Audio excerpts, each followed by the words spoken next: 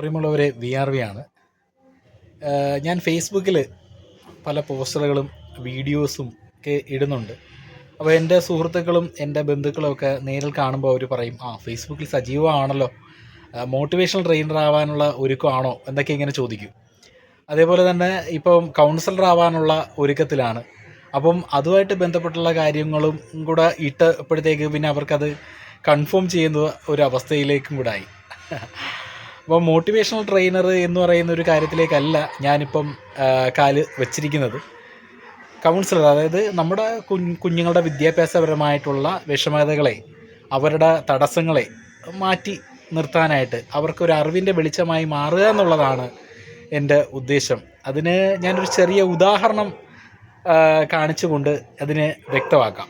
എന്താണ് എൻ്റെ കൗൺസിലിങ്, ഞാൻ എന്ന വ്യക്തി കൗൺസിലിംഗ് കൊണ്ട് എന്താണ് ഉദ്ദേശിക്കുന്നത് എന്നുള്ളത് ഒരു ഉദാഹരണത്തിലൂടെ നിങ്ങൾക്ക് ഞാൻ വ്യക്തമാക്കി തരാം. തേണ്ടേ, നിങ്ങൾക്ക് 2 പാഷൻ ഫ്രൂട്ട് കാണാം.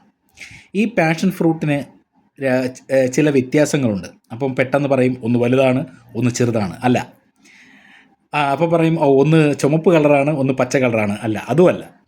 ഞാൻ പറയാൻ ഉദ്ദേശിക്കുന്ന വ്യത്യാസം എന്ന് പറയുന്നത്, ഈ പാഷൻ ഫ്രൂട്ട് ഒന്ന് ചുറ്റി നമ്മൾ നോക്കിക്കഴിഞ്ഞാൽ ഇതിനകത്ത് കേടുകൾ കാണാൻ ഇല്ല. എന്നാൽ ഇതിനകത്ത് ഒന്ന് ചുറ്റി നോക്കിക്കഴിഞ്ഞാൽ ഇതിനകത്ത് നമുക്ക് ഒരു കേട് കാണാൻ പറ്റും. അപ്പോൾ ഈ കേടാണ് ഞാൻ ഉദ്ദേശിച്ച വ്യത്യാസം. എന്തുകൊണ്ടാണ് ഞാൻ ഈ കേടിനെ പറഞ്ഞെന്ന് ചോദിച്ചു കഴിഞ്ഞാൽ, ഈ കേടുണ്ടാക്കിയത് ഈ ഫലമല്ല, ഈ കേടുണ്ടാക്കിയത് ഒരു ഈച്ചയാണ്. കാരണം അതിനെ സംബന്ധിച്ച് അതിൻ്റെ ആഹാരമാണ്, ഇതിൻ്റെ നീര് കുടിക്കണം എന്ന ആ ഒരു കാര്യത്തിലാണ് ഈ ഈച്ച വന്ന് കുത്തിയത്. അതിൻ്റെ ഭാഗമായിട്ടുണ്ടായ കേടാണിത്. ഈ കേടിനെ അല്ലെങ്കിൽ ഈ ഈച്ചയെ പ്രതിരോധിക്കാൻ ഈ ഫലം ഒരു സസ്യമാണ്, അത് പറ്റത്തില്ല. എന്നാൽ ഈ ഫലത്തെയും ഈ ഈച്ചയെയും ഒരു വ്യക്തികളായിട്ട് കാണാനായിട്ടാണ് കണ്ട് ഇതൊരു ഉദാഹരണമാക്കി മാറ്റാനായിട്ടാണ് ഞാൻ ഈ പാഷൻ ഫ്രൂട്ട് എടുത്തത്. അപ്പോൾ നമ്മൾ ഈ ഫലത്തെ പരിഗണിക്കുമ്പോൾ ഈ ഫലത്തിനും ഈ കേട് ആവശ്യമില്ല, കഴിക്കുന്ന നമുക്കും ഈ കേട് ആവശ്യമില്ല. നമ്മൾ ഈ കേട് റിമൂവ് ചെയ്യുന്ന സമയത്ത് ഇത് വലിയ രീതിയിൽ ഈ ഫലത്തെ ബാധിച്ചിട്ടില്ലെങ്കിൽ നമ്മൾ ഈ ഫലം കഴിക്കും, അല്ല എങ്കിൽ ഈ ഫലം എടുത്ത് നമ്മൾ കളയും. സത്യമല്ലേ? അപ്പോൾ ഇത് വ്യക്തികളായിട്ട് നമ്മൾ കാണുമ്പോൾ ഈ ഫലമാണ് നമ്മൾ സത്യത്തിൽ ഈ ഫലത്തെ പോലെ ഒരു കേട് പോലും ഇല്ലാതിരുന്ന നമുക്ക് ചില വ്യക്തികളും ചില സംഭവങ്ങളും ചില സന്ദർഭങ്ങളും ചില സാഹചര്യങ്ങളും ഇത്തരത്തിലുള്ള കേടുകൾ നമ്മുടെ ജീവിതത്തിൽ ഉണ്ടാക്കും.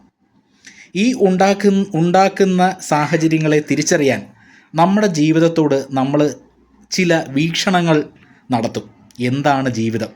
ആ ജീവിത യാഥാർത്ഥ്യങ്ങളിലേക്ക് തിരിഞ്ഞു നോക്കുമ്പോൾ നമുക്ക് മുന്നിൽ നടക്കുന്ന സംഭവവികാസങ്ങൾ എന്താണ്, നമ്മുടെ മുന്നിലേക്ക് വരുന്ന വ്യക്തികൾ ആരാണ്, അവരെന്താണ് നമ്മുടെ ജീവിതത്തിൽ ചെയ്യുന്നത്, ഇതെല്ലാം നമുക്ക് തിരിച്ചറിയാൻ സാധിക്കുന്നുണ്ടായിരിക്കും. ഇവിടെ വരും തലമുറയിലേക്ക് കൊടുക്കുന്ന വലിയൊരു ആശയമാണ് ഇത്.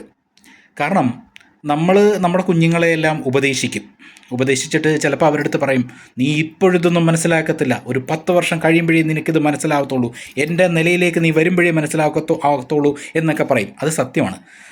പലപ്പോഴും നമ്മൾ നേരിടുന്ന സാഹചര്യത്തിൻ്റെ അടുത്തെത്തുമ്പോഴായിരിക്കും നമുക്ക് ആ സാഹചര്യത്തിൻ്റെ മൂല്യം നമുക്ക് അല്ലെങ്കിൽ അതിൻ്റെ അവസ്ഥ എന്താണെന്ന് അനുഭവിക്കാൻ പറ്റത്തുള്ളൂ. അപ്പോൾ സത്യത്തിൽ ഇന്നത്തെ കുഞ്ഞുങ്ങളെ സംബന്ധിച്ച് അവർക്ക് ഉപദേശങ്ങൾ ആവശ്യമില്ല. ഉപദേശങ്ങൾ ഒരു അവജ്ഞയോടെ കാണുന്ന ഒരു തലമുറയാണ് ഇന്ന് നമുക്ക് മുന്നിലുള്ളത്. അവർക്ക് വേണ്ടത് യാഥാർത്ഥ്യത്തോടുകൂടി ഇതിൻ്റെ തെളിവുകളെയാണ് വേണ്ടത്. ആ തെളിവുകളെ ആശയങ്ങളായി വാചകങ്ങളായി അവർക്ക് പറഞ്ഞു കൊടുക്കാനും അല്ലെങ്കിൽ ഒന്ന് ചിത്രീകരിച്ച് കൊടുക്കാനും പറ്റുവാണെങ്കിൽ അവർക്കത് തിരിച്ചറിയാനായിട്ട് സാധിക്കും എന്നാണ് ഞാൻ വിശ്വസിക്കുന്നത്. ഇന്ന് നമ്മുടെ കുഞ്ഞുങ്ങളെ വഴിതെറ്റിക്കുന്നത് 2 സാഹചര്യങ്ങളാണ്. ഒന്ന് ആൻഡ്രോയിഡ് ഫോൺ, 2 ചില വ്യക്തികൾ. അപ്പോൾ ഈ 2 സാഹചര്യങ്ങളിൽ നിന്നും അവർക്ക് എന്ത് സ്വീകരിക്കണം, എന്ത് തിരസ്കരിക്കണം എന്ന് നമ്മളവരെ തിരിച്ചറിവ് നേടിക്കൊടുക്കുന്ന അവസ്ഥയിലേക്ക് അവരെ മാറ്റിക്കൊണ്ടുവരിക എന്നുള്ളതാണ് ഇതിൻ്റെ പരിഹാരം. അല്ലാതെ അവരെ ശകാരിച്ചത് കൊണ്ടോ അല്ലെങ്കിൽ അവരെ ഉപദേശിച്ചത് കൊണ്ടോ ഇതിനൊരു മാറ്റം വരാൻ സാധ്യതയില്ല. അപ്പോൾ അവർക്കൊരു തിരിച്ചറിവ് കൊടുക്കുക. അവരുടെ മുന്നിൽ വരുന്ന എന്ത് കാര്യങ്ങളെ എങ്ങനെ തിരിച്ചറിയണം, അതെന്താണ്, അതിനെ സ്വീകരിക്കണോ അല്ലെങ്കിൽ അതിനെ റിജക്റ്റ് ചെയ്യണോ, എന്തുകൊണ്ട് സ്വീകരിക്കണം, എന്തുകൊണ്ട് തിരഞ്ഞെടുക്കണം, അവർക്കൊരു സെൽഫ് കപ്പാസിറ്റി കൊടുക്കാനായിട്ട് അവരെ വ്യക്തിത്വത്തെ മുന്നോട്ട് കൊണ്ടുവരിക എന്നുള്ളതാണ് ഏറ്റവും നല്ല മാർഗം.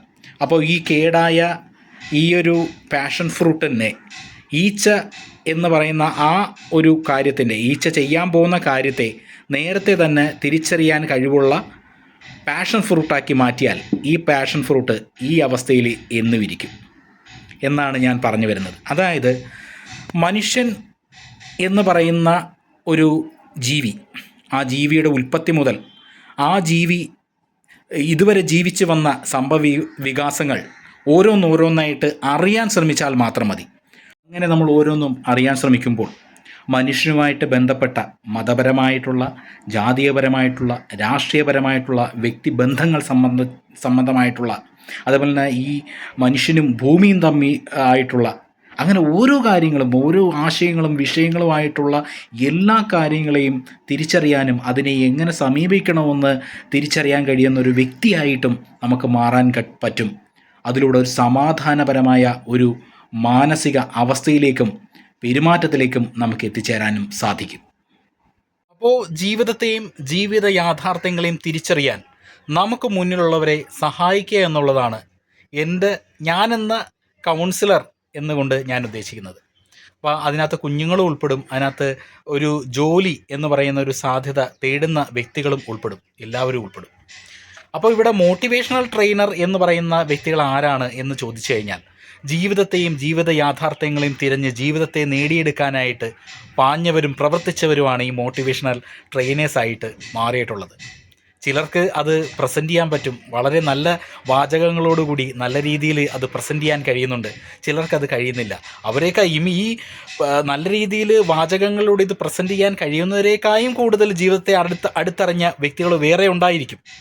അപ്പോൾ ഇവിടെ മോട്ടിവേഷണൽ ട്രെയിനർ എന്നുള്ള ആ ഒരു കാര്യത്തിൽ നിന്ന് ഉപരി അവർ ജീവിതത്തെ അറിയാൻ ശ്രമിച്ചിട്ടുണ്ട്. ജീവിത യാഥാർത്ഥ്യങ്ങളെ അവർക്ക് അറിവ് കൊണ്ടും അന്വേഷണം കൊണ്ടും പഠനം കൊണ്ടും തിരിച്ചറിയാൻ കഴിഞ്ഞിട്ടുണ്ട് എന്നാണ് ഞാൻ വിശ്വസിക്കുന്നത്.